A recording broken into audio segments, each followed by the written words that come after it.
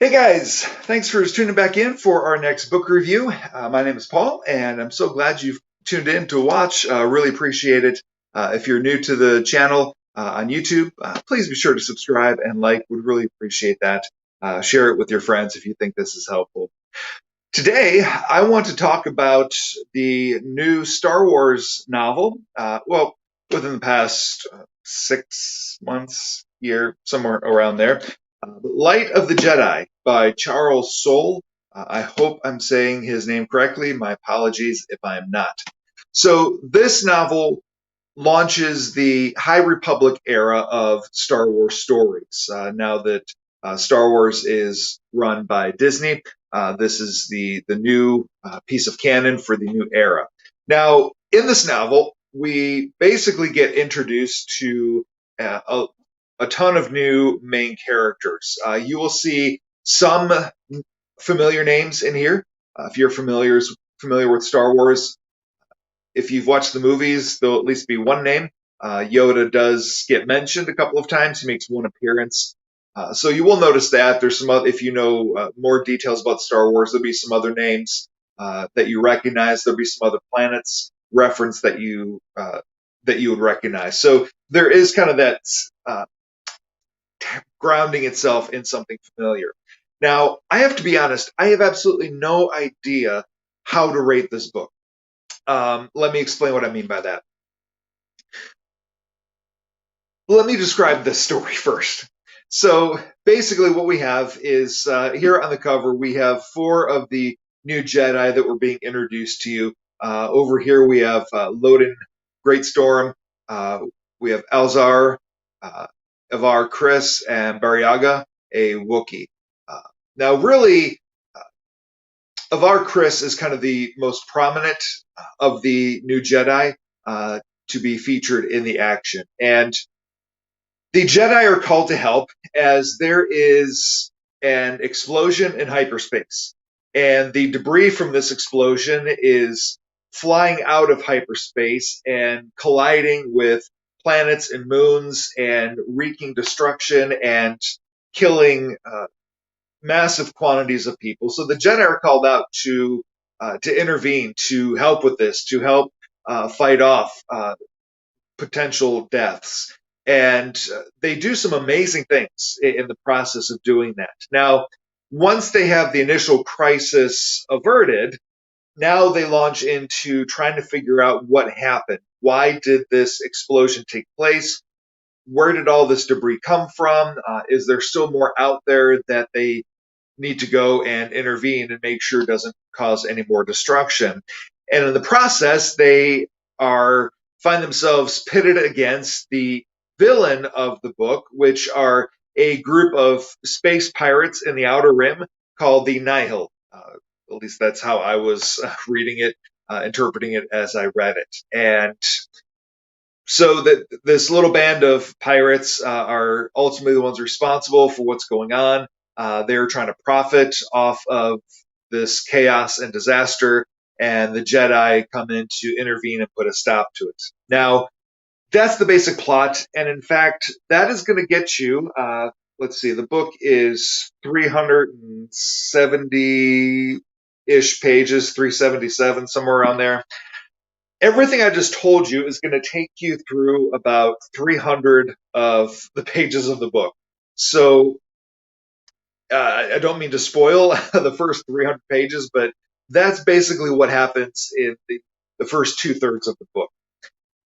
Now, let me backtrack because, again, I don't want to give spoilers to what happens in the last 77 pages.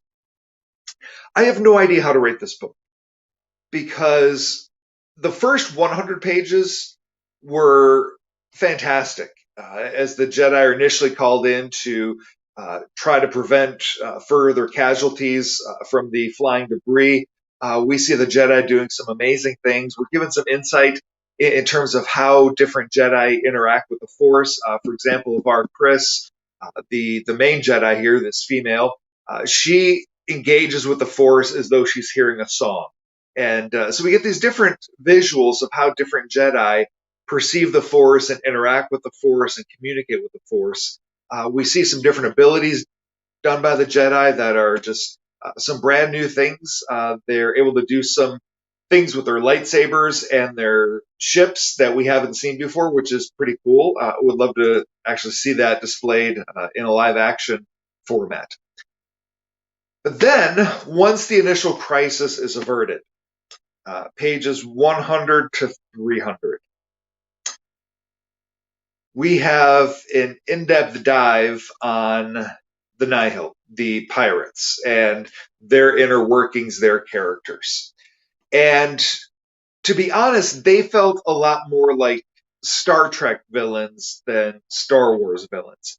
And maybe that's because we're so used to Sith being the primary villains of a Star Wars story, and to have a group of pirates be the main villain was a very different feel. And it just kind of felt like we're looking at the Jedi versus Klingons. Although the Nihil are a a group of pirates, they're not necessarily all the same species. There are a variety of species. One of them we find out is a Gungan, which is a little humorous in its own to think of a Gungan pirate, but nevertheless, it really felt more like a Star Trek story for the middle portion of the book. And to be honest, by the time I got to page 300, my assumption was I was going to rate this as 3 stars at the best.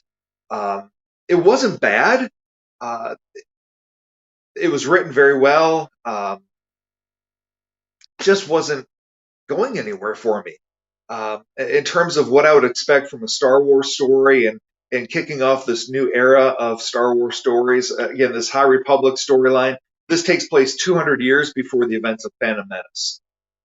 So, yeah, I almost gave up on it, but I was kind of holding out for maybe a shocking spin at the end or some kind of shocking reveal at the end. And again, I don't want to go into spoilers. There's not a shocking reveal in the end, but there is a twist just as you get into after page 300. You realize that there's a twist. And I will say this only because I wish I knew this for certain heading into it. It would have made it a lot easier to work through. What happens in the first 300 pages isn't what you think. Okay, there's something else going on, and that's all I'm going to say. And the way this story ends redeemed this book for me. Now, I was torn as to thinking, well, does the ending warrant this to jump up to a 4-star book? Does it still stay as a 3-star book? All I would say is hang in there. Hang in there. Because, again, everything in the first 300 pages isn't what it seems. And the last 77 pages or so bring it all together very, very well. All credit to the author. The finale brings it together very well and sets up the rest of the story in a way that at least I'm looking forward to. I'm excited to see where the story goes. Whereas, again, by page 299, I really didn't care where this was going to go. I wasn't sure if I wanted to read any more of these High Republic stories, if they're all going to follow this route. The ending makes me want to see where it goes. I think there's a lot of potential that comes out in the way that this ends, sets it up powerfully for where the rest of however many of these books there are going to be, really sets it up very nicely, I think, for what could be a very exciting story. One complaint I would have is we don't really get enough of the Jedi. And for me, typically a Star Wars story, you're going to get a lot of the story from the Jedi's perspective, or at least that they're going to kind of be the driving force of the plot. Where I feel in this particular story, the Nihil are the driving source of the plot. And I would have loved to get a little bit more. I mean, there's these little pieces of the Jedi that kind of draw you to them. Barryaga, for example, there's some really neat scenes with Barryaga. Avar Kriss is probably the Jedi that's most unpacked, and she becomes a very likable character. Elzar is, I think I'm remembering his name right. I just finished it last night, but I'm already not 100% sure I'm getting his name right. And that's kind of there's a lot. Okay, there's a lot of new characters thrown at you. Lots of new Jedi being thrown at you to the point where you kind of have to keep reminding yourself what their names are and trying to keep straight who's who and what's happening with them.